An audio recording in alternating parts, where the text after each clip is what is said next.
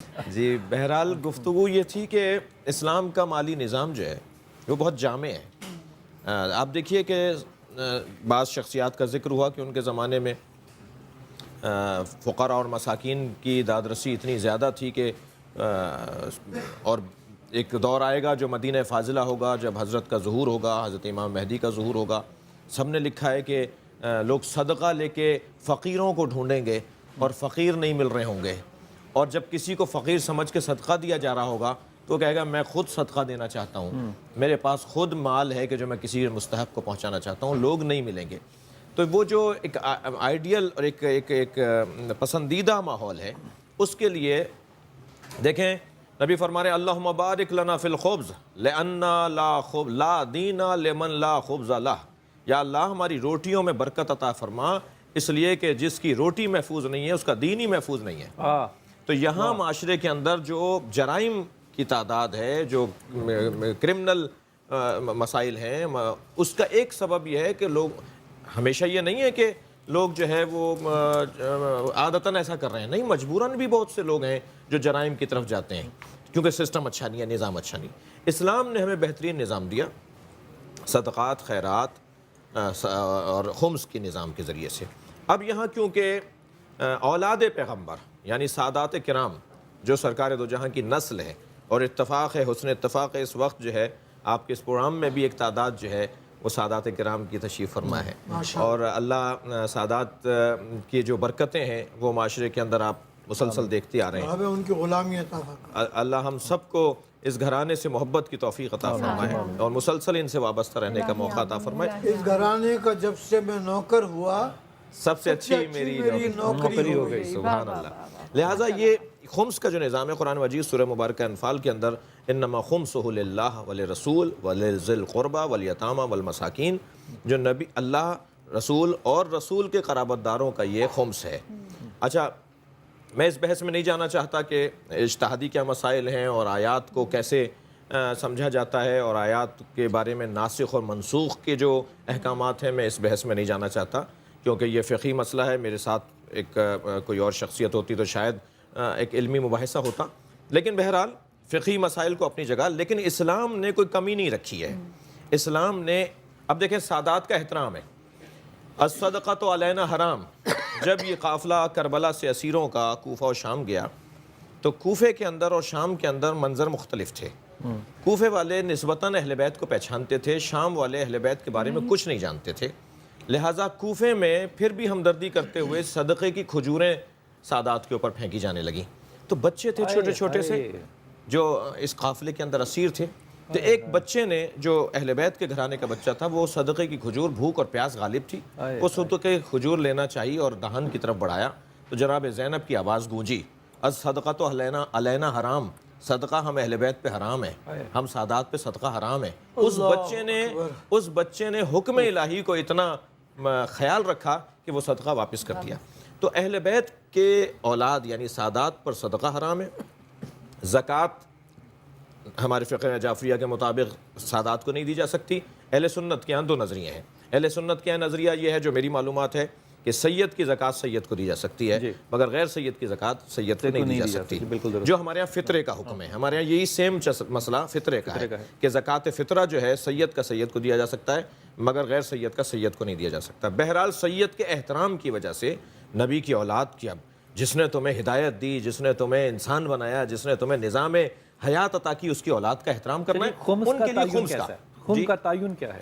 خمس کا تعین یہ ہے کہ آپ کا سال بھر ضروری اخراجات اور ضروری جو آپ کی جو ضروریات تھیں ان سے باہر نکل جانے کے بعد جو بچت ہے، جی، آمدنی ہو رہی تھی، خرچے ہو رہے تھے، کچھ بچا کے رکھ لیا، آمدنی ہو رہی تھی، خرچے ہو رہے تھے، کچھ بچا کے رکھ لیا۔ سال کی ایک تاریخ بنے گی جس میں یہ دیکھا جائے گا کہ سال بھر تک میں نے کیا چیز بچائی ہے۔ اچھا، سال بھر تک بچانا بھی ضروری نہیں ہے، تاریخ سے 2 دن پہلے والا بھی جو پیسہ آپ نے اس میں جمع کر کے رکھا ہے، تاریخ خمس آنے پر، اچھا خمس کی تاریخ ہر ایک کو اپنی خود طے کرنی ہے کہ میں نے 1 سال کا 3 سال تاریخ، ہر مہینے ادا کرنا چاہے یا ہر مہینے ادا کرنا چاہتے ہیں، تاریخ طے کرنا خود انسان کی ذمہ داری ہے۔ اب میں نے دیکھا کہ آج مثلاً میری فرض کریں ماہ مبارک رمضان کی فلاں تاریخ کو میں خمس دینا چاہتا ہوں، میرے پاس 1 لاکھ روپے بچا ہوا ہے، تو 5واں حصہ 1 लाख یعنی 1 لاکھ میں 5واں حصہ اپنی 20% ضرورت سے جو بچ جائے اس پر اس کا 5واں حصہ خمس ہے جو کہ آپ سادات کو دے سکتے ہیں. جی. یہ نہ خیرات ہے نہ یہ صدقہ ہے نہ زکوٰۃ ہے, نہ زکوٰۃ یہ ہے. خمس ہے جو صرف سادات کا حصہ ہے. اب اس میں 2 حصے کیے جاتے ہیں فقہی طور پر, سہم امام اور سہم سادات. سہم امام بھی ظاہر ہے اللہ کے کیونکہ جو نظام ہدایت کو چلانے کی ذمہ داری رکھتے ہیں, تو سہم امام معمولاً تعلیمی امور میں خرچ کیا جاتا ہے, اور سہم سادات جو خاص غریب اور فقراء مساکین سید ہیں انہیں دیا جائے گا. یہ بھی بات ذہن میں ہے کہ زکوٰۃ ہو, صدقہ ہو یا خمس ہو, دیتے وقت یہ بتانا لازم ہی نہیں ہے کہ میں آپ کو خمس دے رہا ہوں. بڑی امپورٹنٹ بات آپ نے کی, تاکہ اس کی آبرو رہے. پھر کہہ دیں, ایک بار پھر کہہ دیں, بڑی اہم بات ہے. جی میں زکوٰۃ نہیں, بالکل لازمی نہیں ہے. ہاں اگر فرض کریں وہ شخص اس زکوٰۃ کے کو وصول کرتے وقت شرمندہ ہوگا تو بالکل بتانا جائز نہیں ہے.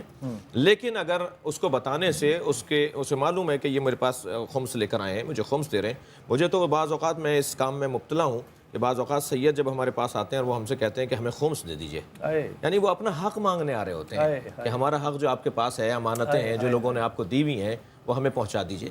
تو اگر اسے پتہ ہے تو کوئی مسئلہ نہیں ہے, لیکن بتانا لازمی نہیں ہے ادائیگی کے حوالے سے. بے شک لازمی نہیں ہے بتانا, آبرو رکھیے, ان کا احترام رکھیے. لیکن یہ اس سے بڑا ظلم کیا ہوگا کہ اگر ہم ان کو پہچانتے تھے تو ہم ان پہ صدقے کی کھجوریں پھینک رہے تھے.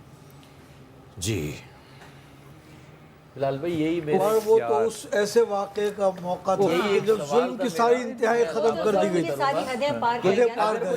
تعداد میں سے ہے اور وہ اتنا مجبور ہو گیا کہ زکوٰۃ لے رہا ہے, وہ مجبور ہو گیا اتنا, تو گناہگار کون ہے, دینے والا یا وہ سادات میں سے لینے والا؟ گناہگار کون ہے؟ دیکھیں گناہگار اس میں لینے والا تو اس صورت میں نہیں ہے, کیونکہ جب بات آ جاتی ہے کہ جب وہ ضرورت مند ہے اور ضرورت مند اپنی جان اور اس کو اپنی جان کی حفاظت کرنی ہے, اور اس کیفیت میں تو ابھی جیسے عمران بھائی بھی بات کر رہے تھے, اور یہ روایات اور یہ واقعات بہت ہیں کہ اگر جان جا رہی ہے, انسان مر جائے گا اگر وہ نہیں کھائے گا تو وہ مردار بھی جائز ہو جائے گا. خمس نہیں دینے والا گناہگار ہوا نا, پھر تو اس کا مقصد یہ ہوا نا, جو ان کا مال تھا وہ انہیں نہیں ملا تو وہ یہاں آئے. جیسے آپ نے کہا وہ اپنا مال ہم سے لینے آتے ہیں, تو آپ ان کا مال ان کو نہیں دے رہے تو وہ گناہگار ہو رہا ہے. جب یہ میں یہ عرض کر رہا ہوں کہ اس میں تو کوئی شک نہیں ہے, ایک عرصے سے یہ تو ہم سن رہے ہیں کہ ہمارے یہ جو سادات غربا ہیں ان کی مدد بھی کرنی چاہیے. ہمارے پاس تو المصطفیٰ میں ان کے نام پر ایک الگ فنڈ رکھا ہوتا ہے, ان کا علاج معالجہ ان پہ خرچ کے لیے زکوٰۃ میں سے کوئی پیسہ خرچ نہیں کیا جاتا. وہ عام طور پر لوگ جمع کرواتے تھے, یہ ڈونیشن ہے, اس میں سے آپ سادات کا علاج بھی کر سکتے ہیں. لیکن یہ تو طے ہے بہرحال کہ معاشرے میں جیسے ہمارے سالم بھائی نے بتایا, اس حوالے سے جو ہماری طرف سے نالج کمیونیکیٹ ہونی چاہیے تھی وہ عام طور پر بہت زیادہ کمیونیکیٹ بالکل نہیں ہوئی, جس کی وجہ سے لوگوں کو یہ پتہ نہیں ہے کہ یہ قرآن میں اس کا ذکر ہے اور اس طرح سے ان کی مدد کی جا سکتی ہے. ہمارے پاس سادات آتے ہیں کہ بھئی ہمارے لیے مدد کریں, ہمارے لیے کیا ہے, تو ہم ان کو کہتے ہیں آپ کے لیے بھی اللہ نے نظام رکھا ہے. بولا ہمارے خود علم میں نہیں ہے, تو یہ علم میں نہ ہونا ان لوگوں کی طرف سے بے توجہ ہے جو اہل علم ہے. اس میں ایک احتیاط کے طور پہ وہ جو عمران بھائی واقعہ سنا رہے تھے نا, اس کو مکمل کر دوں میں. سیدہ نے اپنی چادر بھیجی شمعون کے پاس, اور وہ سود پہ مال دینے والا تھا. اللہ سود پہ مال دیا کرتا, تو اس کے پاس چادر آئی تو جس نے پوچھا حضرت صحابی سے, سلمان رضی اللہ, انہوں نے جب بتایا تو انہوں نے کہا کہ میں اس شرط پہ دوں گا کہ پہلے مجھے کلمہ پڑھاؤ. اللہ, اس نے کلمہ پڑھا, اللہ, پھر وہ سامان لے کے جو ہے وہ جب سیدہ کے پاس گئے اور سیدہ نے اس کو پیسا اور وہ بنا کر کھانا جب وہ ان کو دینے لگے, تو حضرت سلمان فارسی کہتے ہیں کہ آپ کے ہاں بھی تو 3 دن سے بھوک ہے, تو اس میں سے کچھ آپ بھی رکھ لیجئے. آپ نے کہا میں اس کو خیرات کر چکی ہوں, اس لیے میرے پہ اب یہ نہیں لگتا. سبحان اللہ. یہ احتیاط ہے جو کہ یہ ہم جو تک پہنچنی اہل چاہیے. بیت اطہار کے ایسے واقعات ہیں یقیناً 20 ہیں, لیکن دکھ کی بات یہ ہے کہ یہ کیا ہمارے عام جلسوں میں اس پر کوئی بیان ہوتا ہے؟ اس کا مشورہ تو دیا جا سکتا ہے، مشورہ دیا جانا اس کا چاہیے. مشورہ تو دیا جا سکتا ہے کہ سادات کے لیے وہ والا تصور، وہ رویہ رکھا جائے جو مہمانوں کے لیے رکھا جاتا ہے، مہمانوں کے لیے رکھا جائے. کہ یا بیٹی کے جہیز کے لیے توقیر رکھا کی جاتا جائے ہے، پوری ان کی توقیر اس طرح سے کہ ان کے لیے الگ سے رکھ دیا جائے کہ ان میں سے کوئی آئے تو اس کو اس مد میں سے دیا جائے. مگر ڈاکٹر صاحب اس میں میں گزارش کروں گا کہ یہ بحث تو ہے مدارس کی اور ہمارے فقہا کی بحث ہے، مفتیان دین کی بحث ہے.